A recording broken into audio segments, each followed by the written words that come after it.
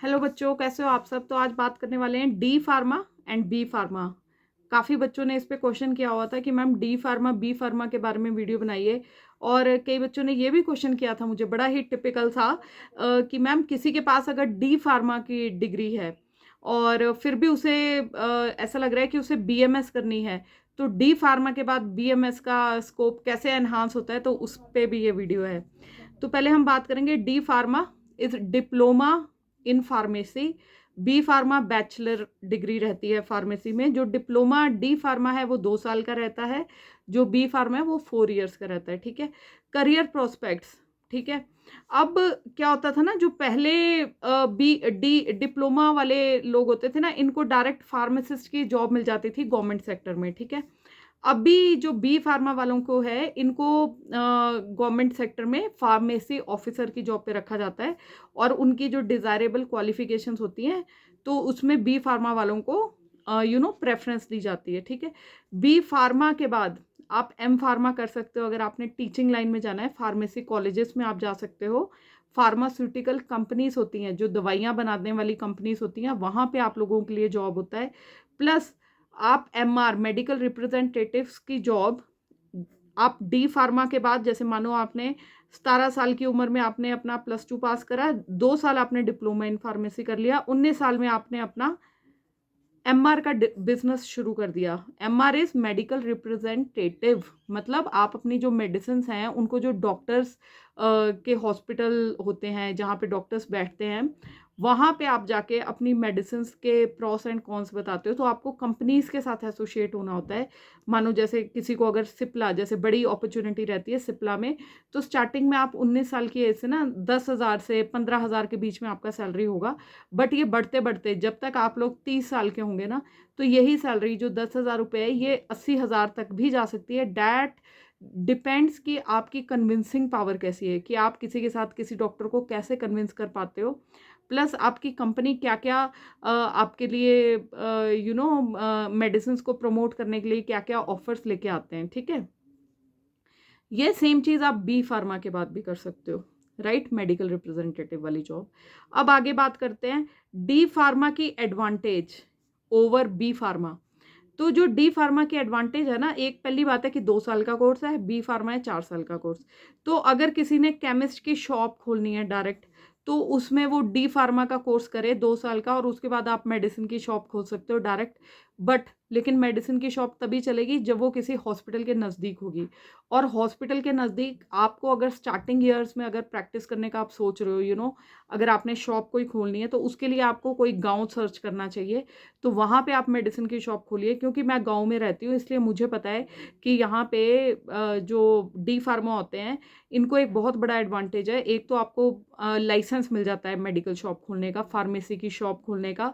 और गांव में क्योंकि कनेक्टिविटी की प्रॉब्लम्स होती है ना, तो जहाँ पे ये डी फार्मा वाले हैं ना, तो ये डायरेक्ट मेडिसिन दे देते हैं। क्योंकि जब भी आप डी फार्मा करते हैं या बी फार्मा करते हैं, तो मेडिसिन की नॉलेज आपको हो जाती है। प्लस आपको ये भी पता चल जाता है कौन सी बीमारी में क्या चीज़ इफेक्टिव काम करती है।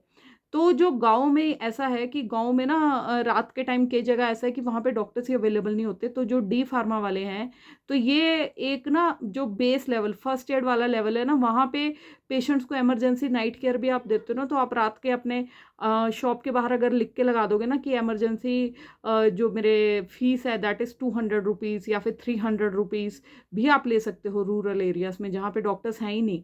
तो कई कई जगह तो 500 रुपीज़ भी लोग चार्ज कर लेते हैं। तो वो तो सब डिपेंड करता है ना। देखो, थोड़ा सा बिजनेस माइंड होना चाहिए। स्टार्टिंग में आप सोचो 500 रुपये दे देगा कोई, वो नहीं देगा। स्टार्टिंग में आपको 100 या 200 रुपीज़ वो ज़रूर देगा, कि आप उसमें बता सकते हैं कि मैं सर्विस प्रोवाइड करूँगा, अगर मैं रात को दे रहा हूँ तो वो आप एक्स्ट्रा, प्लस मेडिसिन एक्स्ट्रा। और दूसरा क्या करते हैं डी फार्मा वाले, अपना आईवी जो कि कैनुला लगाते हैं ना यहाँ पे, जिसके थ्रू मेडिसिन जाती हैं, ठीक है, तो वो लगाना सीख लेते हैं। किसी से भी बहुत मुश्किल नहीं है। तो आईवी भी आप फ्लूइड्स वगैरह दे सकते हो उसमें, है ना। जो गांव में प्रैक्टिस चल रही है मैं उसकी बात कर रही हूँ। बल्कि कई लोग तो बिना बिना ये किसी नॉलेज के ही उन्होंने अपनी शॉप्स खोली हुई है। उनके पास तो कोई डिग्री नहीं होती, तो उनको बेसिकली हमारे सिस्टम में क्वैक्स कहा जाता है। और अभी बीच-बीच में कई सारी मुहिमें भी चली थी कि क्वैक्स को बंद कर दिया जाएगा, ये कर दिया जाएगा, कई भाषा में उनको बंगाली डॉक्टर भी कहा जाता है।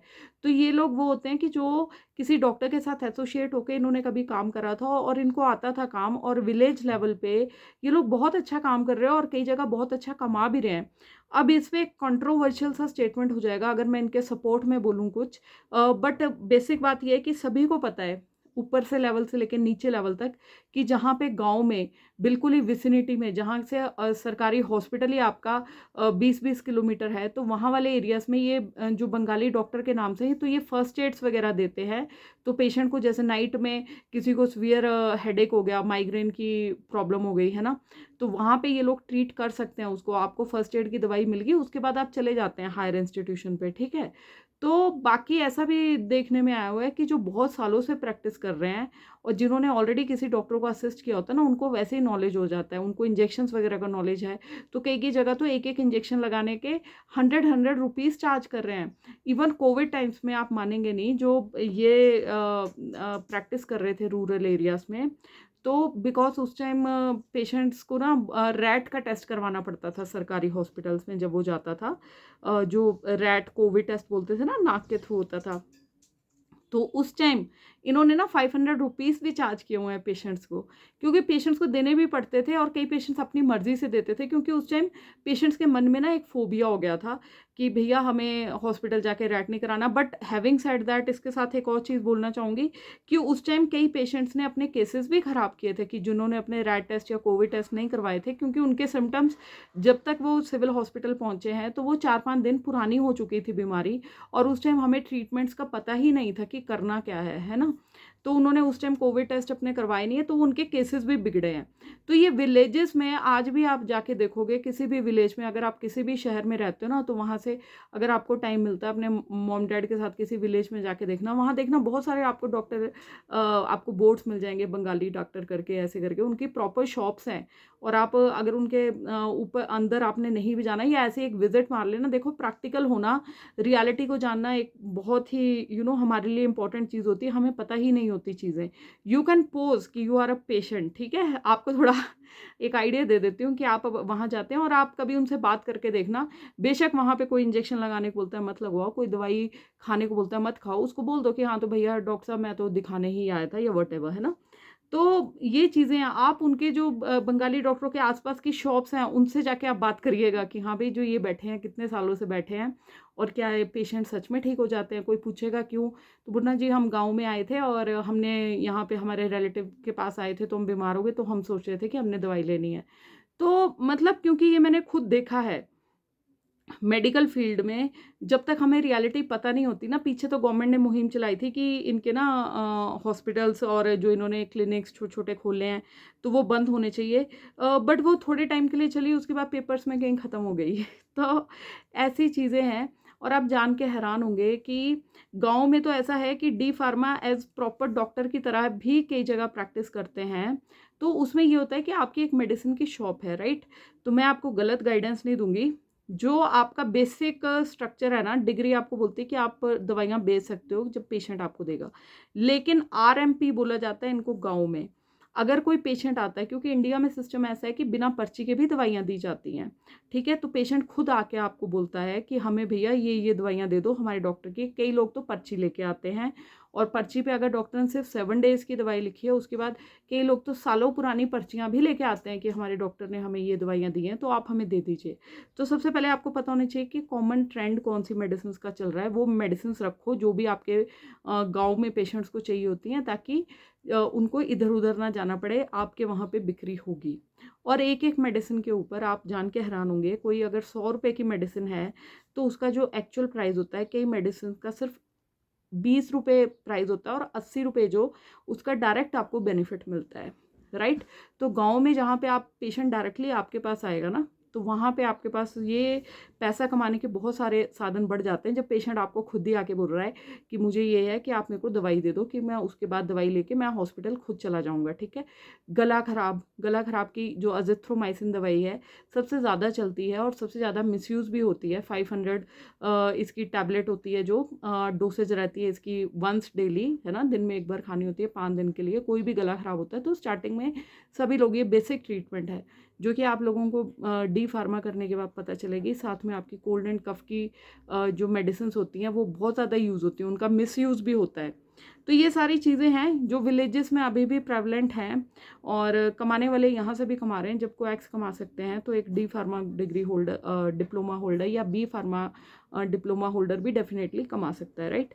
अब किसी ने मेरे को पूछा था बीएमएस के बाद डी फार्मा। देखो, बीएमएस कर लोगे आपके नाम के आगे आ गया डॉक्टर, या अगर बीएमएस नहीं भी करनी, आप बीएचएमएस भी हो अगर, तो उसके बाद भी आपके नाम के आगे, जब एक बार नाम के आगे डॉक्टर आ गया और डी फार्मा कर लिया आपने, प्लस आप एलोपैथी भी आराम से मेडिसिन रख सकते हो, एक शॉप खोल सकते हो और बाहर लगा सकते हो कि डॉक्टर हैं आप आयुर्वेदिक दवाइयाँ दे सकते हो, ठीक है। आप तो लाइसेंस जो उसके लिए है ना, देने के लिए आयुर्वेदिक, वो भी रखो। प्लस क्या हो रहा है कि बीएमएस वाले जो लोग हैं वो ऑलरेडी एलोपैथी की दवाइयाँ देते ही देते हैं, ठीक है। लेकिन जब आपके पास डी फार्मा की ये डिप्लोमा हो जाएगा तो आप तो वैसे ही ऑथोराइज हो जाओगे दवाइयाँ बेचने के लिए। प्लस ये ज़रूर है कि जो भी दवाइयाँ आप बेचते हैं उसके लिए एक नया रूल आ गया है कि आपको ना प्रॉपर लॉग बुक मेंटेन करनी पड़ती है, उस पर हर दवाई का सीरियल नंबर लिखना पड़ता है, जो भी आपके साथ से दवाई जाती है। अगर कोई ड्रग इंस्पेक्टर आके चेक करे तो आपको शो करना होता है कि ये दवाइयाँ हैं। बट उसका रीज़न ये है कि कई लोग तो पर्चियों के बिना भी आते हैं दवाई। अब जैसे मैं हूँ, मेरे को हेडेक होता है तो मैं झंडू बाम लेती हूँ ये आपको एक एग्जांपल बता रही हूँ। तो झंडू बाम मैं कहीं से भी ले लेती हूँ। मुझे हाइपोथायरॉयडिज्म है, जब मुझे एल्ट्रॉक्सिन की दवाई लेनी होती है हाइपोथायरॉयडिज्म में जो यूज़ होती है 75, तो मैं बिना प्रिस्क्रिप्शन के जाके मांगती हूँ, और वो जो केमिस्ट है वो देता है मुझे। मेरे को किसी डॉक्टर ने लिखी नहीं है वो दवाई, फिर भी मैं उससे डायरेक्ट खरीद रही हूँ। तो अगर मेरी दवाई 150 रुपये की आ रही है, तो उसमें अगर वो फार्मासिस्ट को या जो दवाइयाँ बेच रहा है उसको अगर 100 रुपये की पड़ी, उसको 50 रुपये की पड़ी है, तो 100 रुपया डायरेक्ट बेनिफिट जा रहा है उसको, है ना। तो ये सारी चीज़ें रहती हैं जो आपको पता होनी चाहिए, ठीक है। प्लस अब इसका एक और मान्यूट एनालिसिस कर देते हैं। अगर कोई दवाई 150 की है फॉर एग्जांपल, तो अगर वो डायरेक्ट जो इनके ड्रग के सप्लायर्स होते हैं अगर उससे खरीद रहा है, मान लो उसको पड़ी है 130 रुपये की, जो केमिस्ट है, बट इसमें कोई डॉक्टर इन्वॉल्व नहीं है कि जिसने की वो प्रिस्क्रिप्शन लिखी है, वो सेल्फ पे लेके आ रहा है, तो वो अगर 130 में उसने, सॉरी ये थोड़ा सा गड़बड़ हो गया क्योंकि मेरी वीडियोस रफ होती हैं। I was calculating, okay once again, 150 rupees की दवाई है, तो वो जो आपको जो बेचने वाला बेचेगा ना इस दवाई को, ठीक है, जैसे मानो, क्योंकि कोई भी दवाई केमिस्ट का क्या सिस्टम होता है, इनको बेचते हैं बड़ी बड़ी जो सप्लाई करती हैं कंपनीज, ठीक है। तो वो जो आपको दवाई बेच रहा है, उसने 150 वाली दवाई आपको पड़ेगी जी 50 रुपये की, ठीक है। आपने 50 रुपये की दवाई बेचनी है 150 पे MRP पे, ठीक है। तो आपका डायरेक्ट कमीशन कितना आ गया, 100 rupees. This was what I was trying to say, ठीक है। तो ये आपको चीज़ें पता होनी चाहिए, इनके ऊपर कोई डिस्कशन नहीं करना चाहता, ना कोई इतनी माइन्यूट चीज़ें बताना चाहता है। और बाकी मेरे से किसी ने क्वेश्चन पूछा था, तो that's why I made this video. Hope this video was helpful to you, and बाकी आप ऐसे कमेंट कर सकते हैं मुझे, and I will try to make video आपकी बच्चों की क्वेरीज पे। और मेरा ये जेन्युइन एफर्ट है एक, कि मिडिल क्लास के बच्चे जिनको कोई नहीं मिल पाता है कहीं से, एक मार्ग नहीं मिल पाता, गाइडेंस नहीं मिल पाता, तो उनके लिए मेरी वीडियो सेंटर्ड होती हैं। बाकी पसंद आती है तो do like, subscribe and share, and इससे मैं भी मोटिवेट होती हूँ ताकि आप लोगों के क्वेश्चंस का मैं टाइम पे आंसर कर सकूँ। बाकी भगवान सबका भला करे। हर हर महादेव, जय श्री राम।